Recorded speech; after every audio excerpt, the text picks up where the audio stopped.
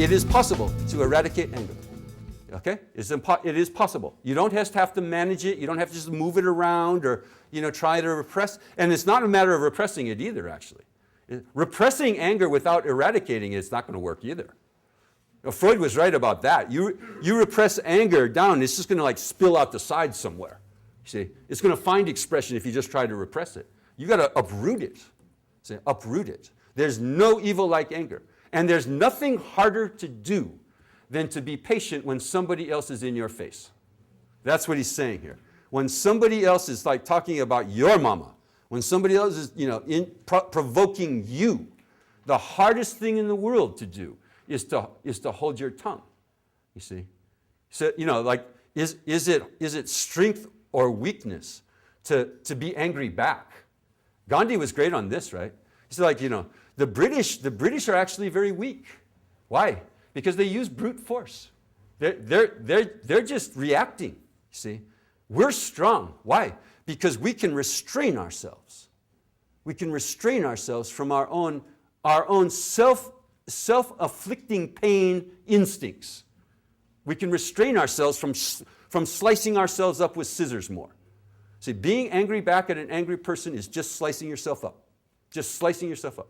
So there's nothing harder than to do that, but there's nothing worse than the opposite. There's nothing worse than just being angry back.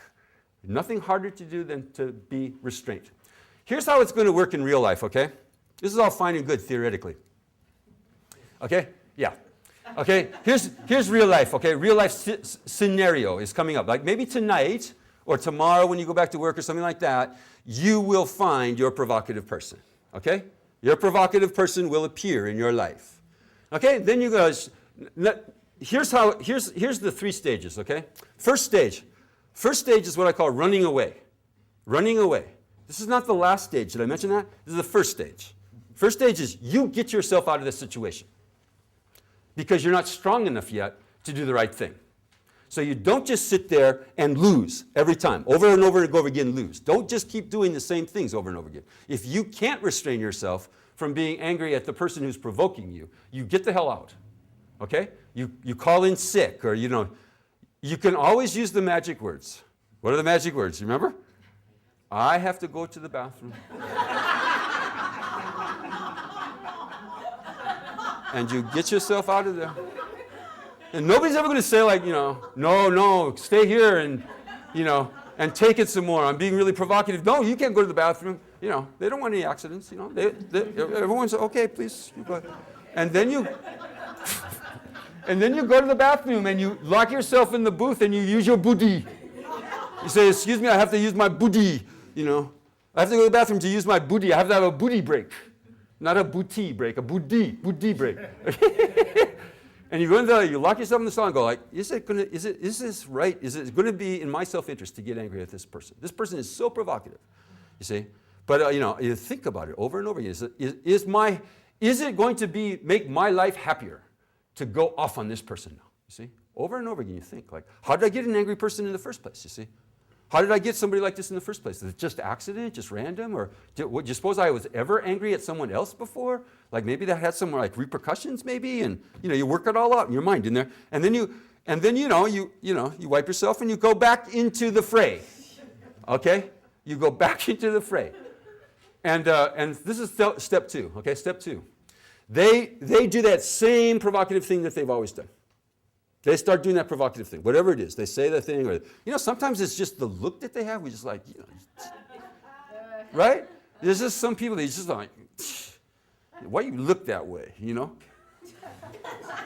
Really, it's like at that level kind of. It's like, most of our upset about other people is fairly irrational.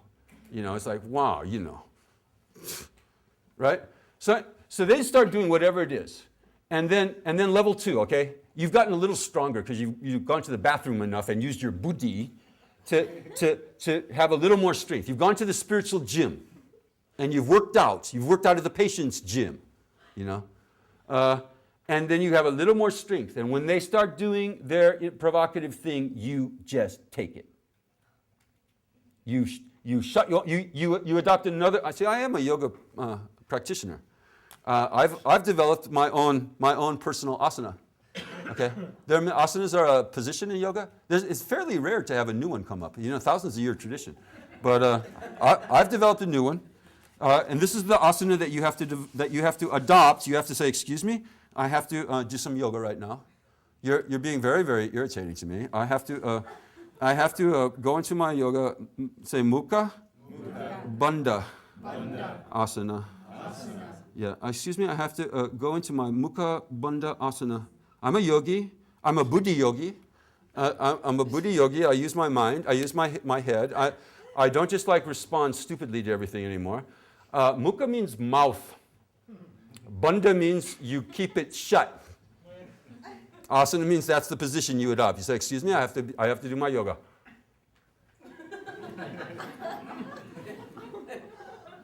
And inside your mind is a riot, okay? There's a riot going on inside, okay? All kinds of four-letter words are going through your mind about what this person is and where they should put their head and things like that. But your mukha don't move. See, your mukha is bandhad. Okay? They say in the text like a bump on the log. Like a bump on the log. He's like a bump on the log. And and that goes on for a while. That'll go on for a while. Okay? And then if you're strong enough, you've kept the asana all during that time. And then, it's over, and then you go back to the bathroom probably, and you're like, oh, jeez, I got to wash up here. This is really hard. That was really hard. See? That was really, really hard. But damn, I did it, And then you get a little strength. You get a little more confidence that you can actually beat anger. Anger is not your friend. See? Anger is your enemy. So you want to beat anger. You have to have a big smackdown with anger. See? You have to have a big smackdown, Rage in the cage. Rage in the cage with anger, see? And so you got to have weaponry. You got to have you got to have secret moves. I remember when I was growing up in Minnesota, there was this. I was a big wrestling fan. When I was 7 or something, 8, and there was this guy. He was the world champion. It turns out that he was the world champion of the Twin Cities, Minneapolis, St. Paul. Because as soon as you got to Milwaukee, there was a whole new world champion. That was my first disillusionment with samsara, I think. That was when I go, this isn't working out. Samsara's not working out here. I got to get enlightened. I got to try and get enlightened. So a new champion in Milwaukee. How can that be? Anyway, Vern Gagne was the champion in Minneapolis, St. Paul. You remember Vern Gagne? Oh my God. Oh my. Yeah, I was just going to talk about the sleeper hold. Yes. Oh my God, this is so great. Oh, yeah, he had the sleeper hold, and he'd be wrestling in Smackdown, and he'd just go like this, and his opponent was, and we were all like, wow, how do you do that? We all just trying on each other, and are you feeling a little tired now? Yeah, I think I'm a little drowsy. I think it's work. Okay. You got to have the sleeper hold on anger. You got to use the Vern Gagne sleeper hold.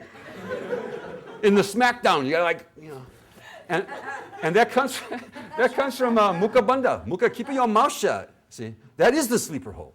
See, here's the real sleeper hold. Okay, stage 3. So what have you done? Stage 1 is run away. Okay, get yourself out of there. I have to go to the bathroom. Number 2, just take it. Mukha Bandha Asana. Okay. Number 3. This is after extensive training. Probably going to take some time to get to number 3, you see? See, it's not going to happen overnight. What does he say here? It's no spiritual hardship like patience. Means, don't underestimate how difficult this is going to be. See?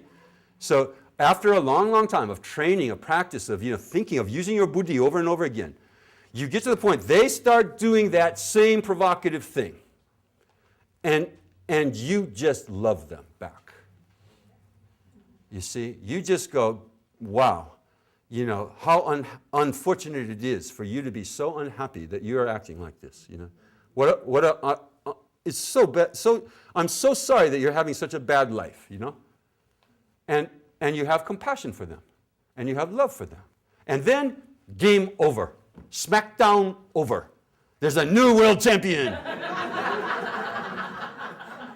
And it isn't anger anymore. It isn't the old world champion that always won before. You see? There's a new world champion in town. You have your big belt and you go, yes, the new world champion. Patience.